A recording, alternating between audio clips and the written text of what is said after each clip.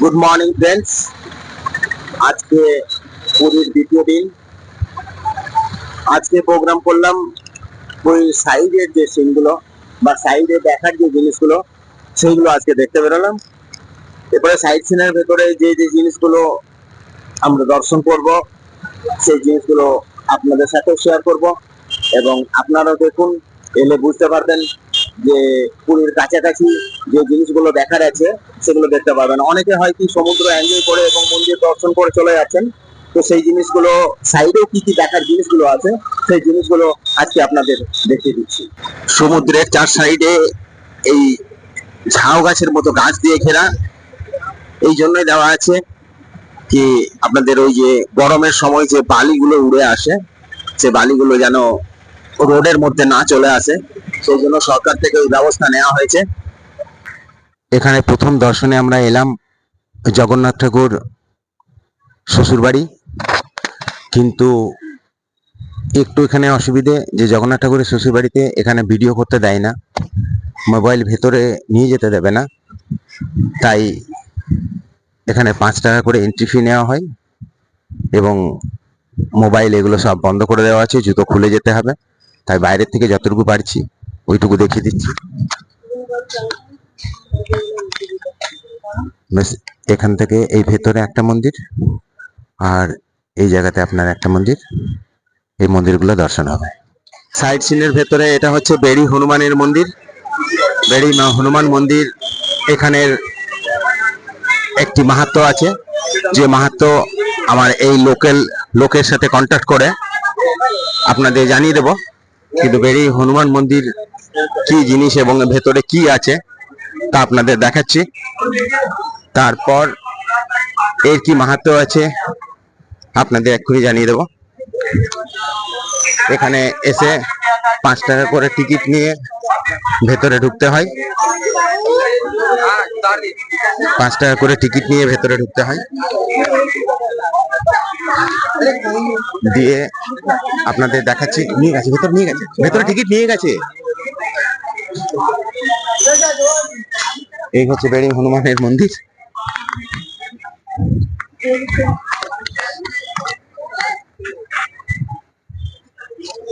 বেড়ি হনুমানের মন্দিরের ভেতরে রাম লক্ষ্মণ সীতা আছেন।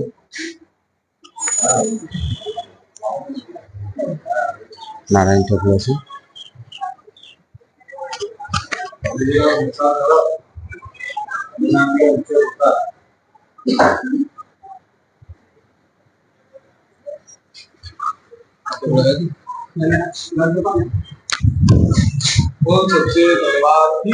জয়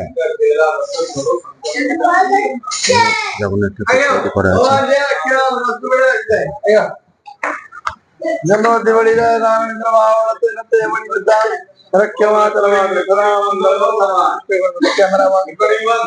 এই যে রোড দেখছেন, জগন্নাথ ঠাকুর এই পথ দিয়ে মাসির বাড়িতে আসেন, সেই মাসির বাড়িতে কিছুদিন থাকেন।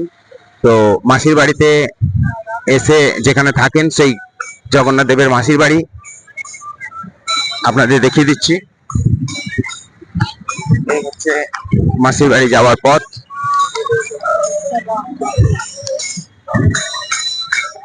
মাসির বাড়ি এমনি বন্ধই থাকে, আপনাদের খোলা হয় রথযাত্রার সময়।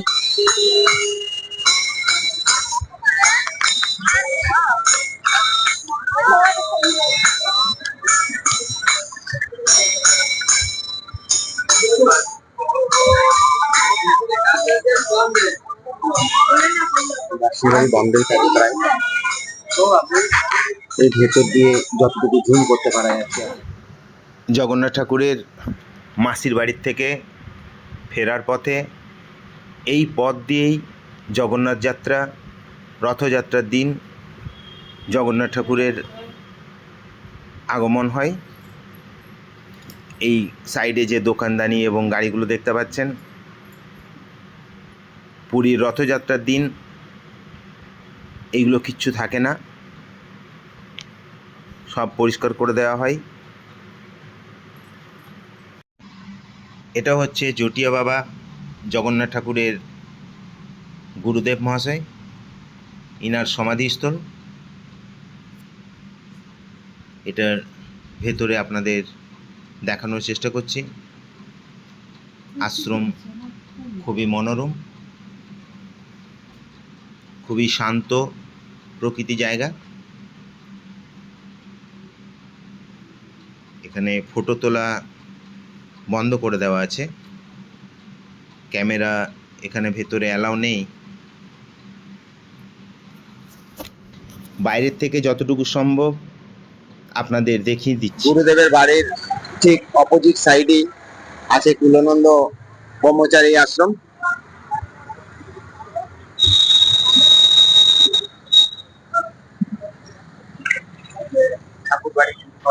এই আশ্রমের ভেতরে আপনাদের কি কি আছে এবং কেমনভাবে আশ্রম সাজানো তা আপনাদের একটু দেখিয়ে দিচ্ছি। খুবই সুন্দরভাবে বিভিন্ন প্রকার গাছ, ফুলের গাছ, টবগুলো ভালোভাবে গুচ্ছিত করা।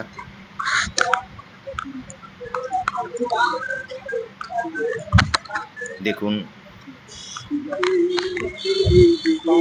কত সুন্দরভাবে সাজিয়ে রেখেছে পুরো আশ্রমের ভেতরটা।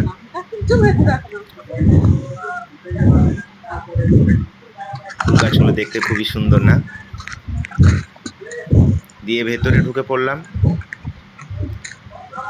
ভেতরে এখানে আছে আপনার পুরনো এক শিবলিঙ্গ এবং গুরুদেবের সমাধি মূর্তি।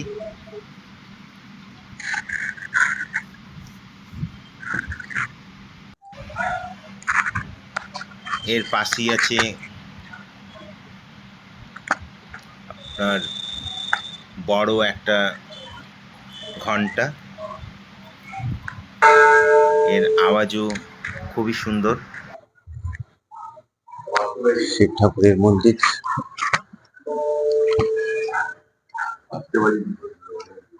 ঘন্টা বাজিনি।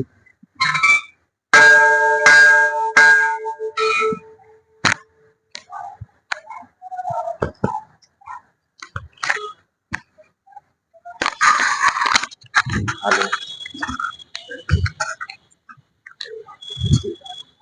অনেক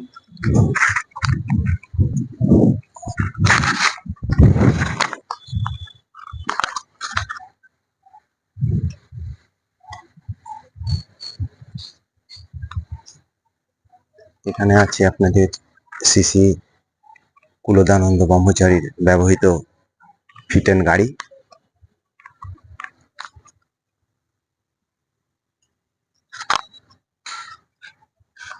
গ্লাসের ভেতর রাখা হয়েছে, কতটা দেখাতে পারা যাচ্ছে ঠিক বলতে পারছি না। এই গাড়ি তিনি যাওয়া আসা করতেন।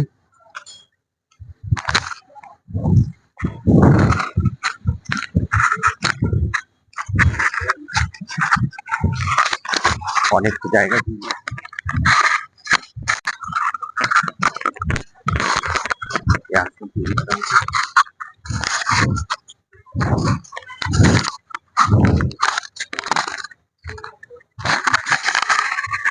এখানে বানানো আছে ময়ূর, সারস এবং শিব ঠাকুরের মূর্তি। ওম নমঃ শিবায়, ওম নমঃ শিবায়, ওম নমঃ শিবায়।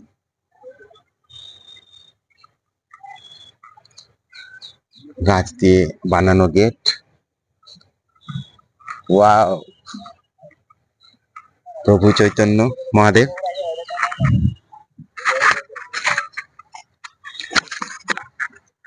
গাছে আম এসে গেছে। ফুল গাছগুলো কত সুন্দর দেখতে, কত সুন্দর লাগছে।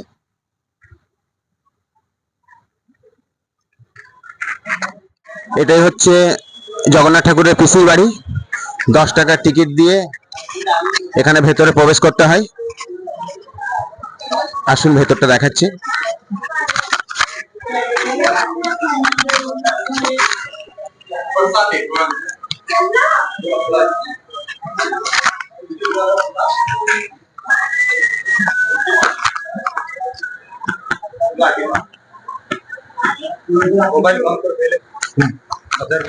এটা হচ্ছে আপনার পুরীর মিউনিসিপালিটি মার্কেট।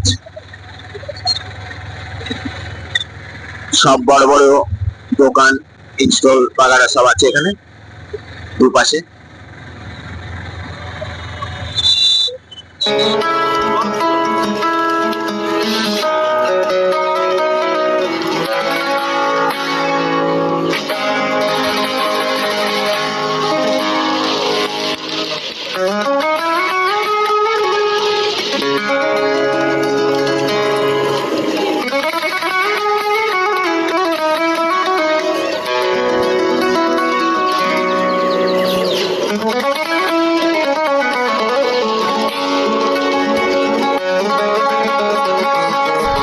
পুরীতে এসে সমুদ্রের কিনারে উট এবং ঘোড়া প্রচুর পরিমাণে পাওয়া যায়। এখানে ঘোড়াতে চেপে ফটো তুললে ওনারা 50 টাকা নেয় এবং রাইড করলে তাদের 100 টাকা নেয়। তো ঘোড়া রাইড করা খুবই মজার ব্যাপার। এলে একবার অতি অবশ্যই, যদি ভয় না পান তাহলে একবার ঘোড়া রাইড করবেন। বালির ওপরে ঘোড়া হাঁটছে, চেপে থাকবেন, খুবই এনজয়ের ব্যাপার। তো 100 টাকা বড় কথা নয়, আপনি একবার ঘোড়া রাইড নিশ্চয়ই করবেন, ভালো লাগবে।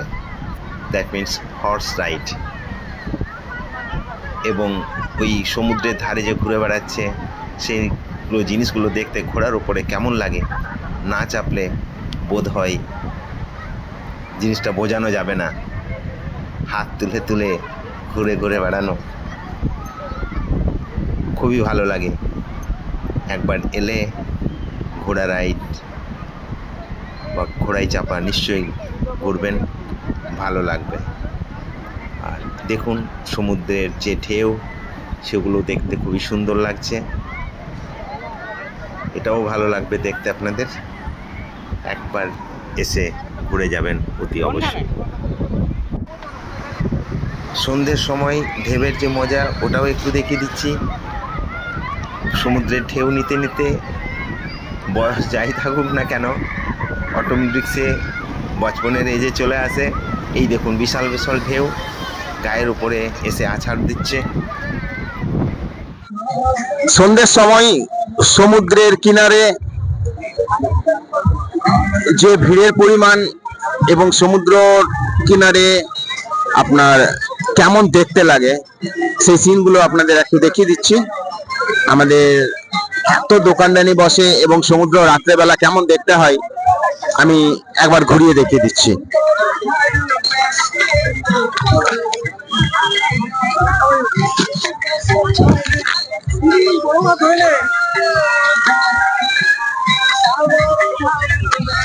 বালির উপর দিয়ে হেঁটে হেঁটে আপনাদের দেখিয়ে দিতে হবে, তাই ক্যামেরা একটু ডিস্টার্ব হতে পারে।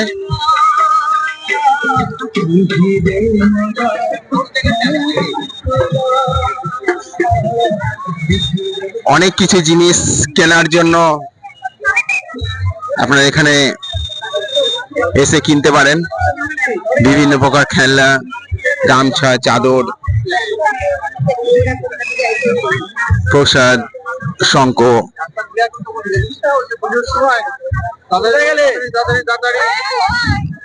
বিভিন্ন প্রকার কড়ি, মেয়েদের বিভিন্ন প্রকার সাজার জিনিস। এই দেখুন শঙ্খগুলো,